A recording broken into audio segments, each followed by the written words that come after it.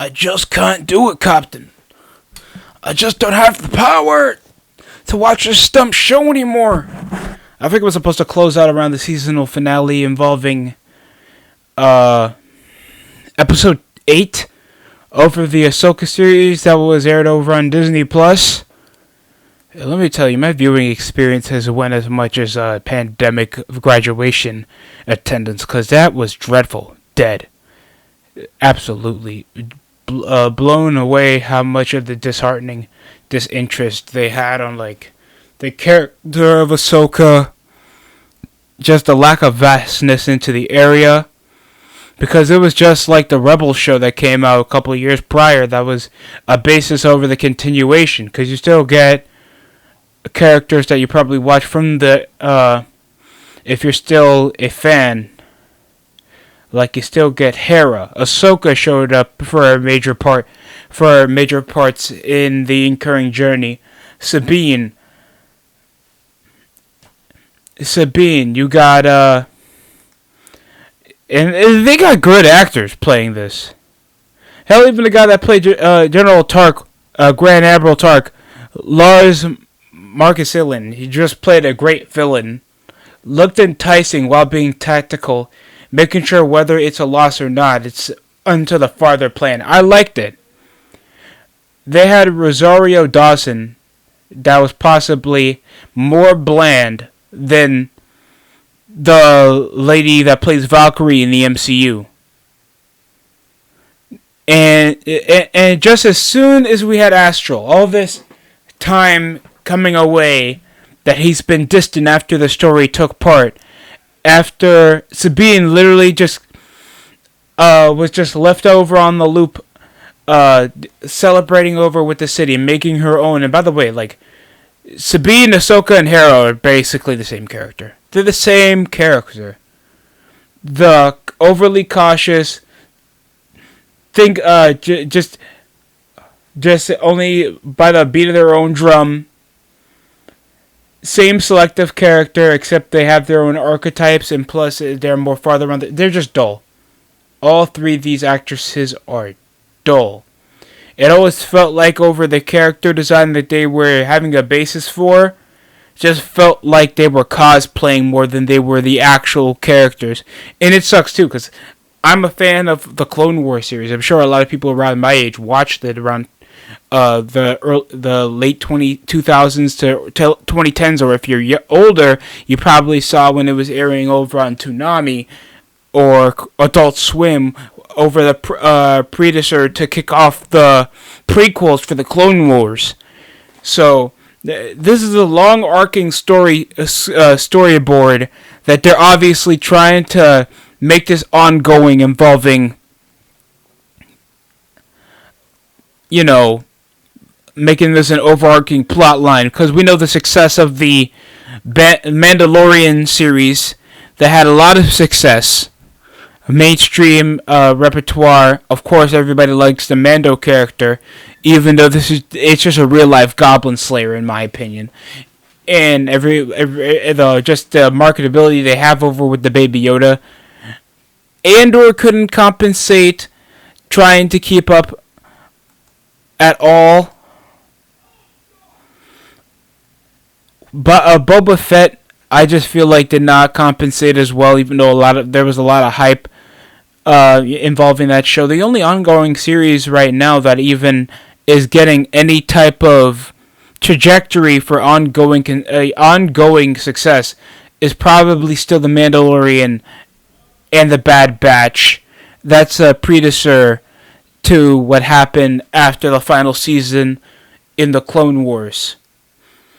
So you still get, like, the obsolete clones that, you know, follow the beat of their own drum, got their own, like, A-team aesthetic, their own significant personalities, while being botched clones from the Clone War. And just the Obi-Wan series just flopped. I think the only thing that gave it any type of relevance was the scene involving Obi-Wan finally facing off against Darth Vader around the earlier parts, knowing what happened. It's trash.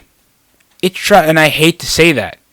But it was 40 minutes I swear it was around 2 hours over the beginning of the show, and it felt like we were barely adding any type of overlining plot until like episode 3 or episode 4.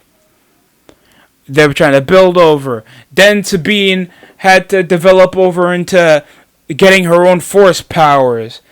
Anybody can force over their own force powers. We weren't even developing the son of a Jedi, but we wanted to go over Sabine, trying to find Astral that was literally lost upon space with like some hermit crab people traveling the world, being literally a basical hermit, not even going over his mentality. He's just back to picking up a lightsaber. I just feel like there's no character development except Sabine cutting off her hair over the development of suffering a fatal wound after getting like impaled with a lightsaber. The two antagonistic force wielders they had, I guess they were part of the dark side. They had one decent debut episode when they were coming over, being falsified Jedi, infiltrating a rebel ship, and then they just murked everybody and then escaped. And then I guess they were trying to turn over what's going to happen to the master. Is the girl going to turn over? Literally, there's nothing that emotionally compels me into all of this. Hera just gets nearly every comeuppance with everybody just understanding her plead wherever she goes. There seems to barely be any minimal obstacle that nobody can do. It feels like there's no logic put into play with the New Republic. Is like, yeah, it happens. Yeah, it happens. We can get out of this one. Like, there's no depthness or that much peril. Like, you didn't even see a detrimental death in just this first season. Nothing felt like Sabine or Ahsoka or what Hera was doing was put into that detrimental of consequences. At all. The big spaceways involving, like, somehow the space whales getting into, like, sonic speed, you know, when the ships go and then just handling over space mines like that, just basically tanking them. They were better off just, and then they just escaped like that while they could have just held on. Bro, I just feel like there was, in this the dialogue itself, the character arcs between just Ahsoka just felt like there was no basis. There is no emotion that she can go to except monotone, and it just nullifies it. And I understand that she develops to have the rash personality as Anakin, but shows that she has advanced like Jedi training and smarter than you think, and barely can adapt that while like refusing to train Sabine for like half the show. Like, I can literally not rewatch the show, and that's tough to say, because when I determine any contents of anything being good, I feel like you have to rewatch it. In my opinion, you gotta replay it. You want to eat food, you like the food is great, you ask for another plate. The sex was great, you ask for her to come over. You watch a movie, you want to watch it again. Why do you think certain people still want to get DVDs or they want to go over to streaming services? Just so they can have the opportunity, so they can have the access to rewatch it. I'm not going to do that with Ahsoka. I'm sorry, I just can't. I wish I had more positives, because, she's from the Clone Wars. That's literally my only interest and investment over to watching this entire series.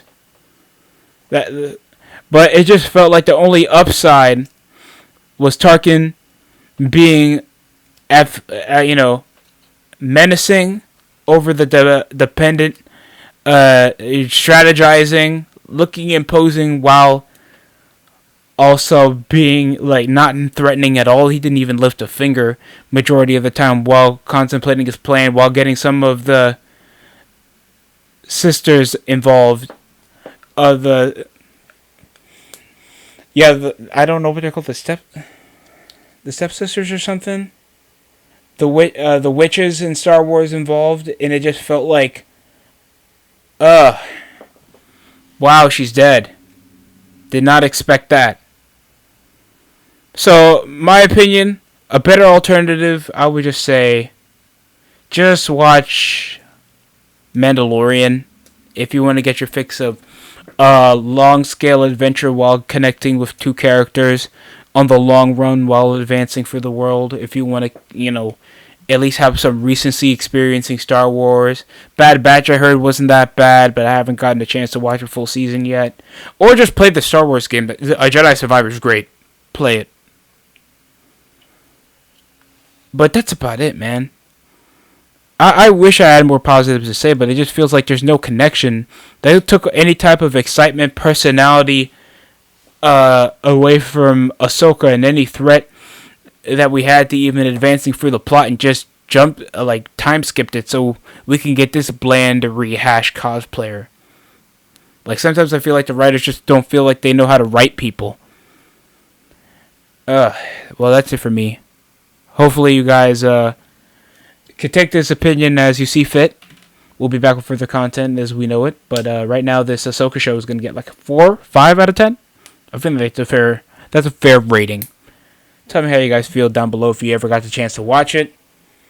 I think I did stream the Mandalorian first episode season in a further stream, so probably I'll put a link over for that over at the end. Thanks for watching.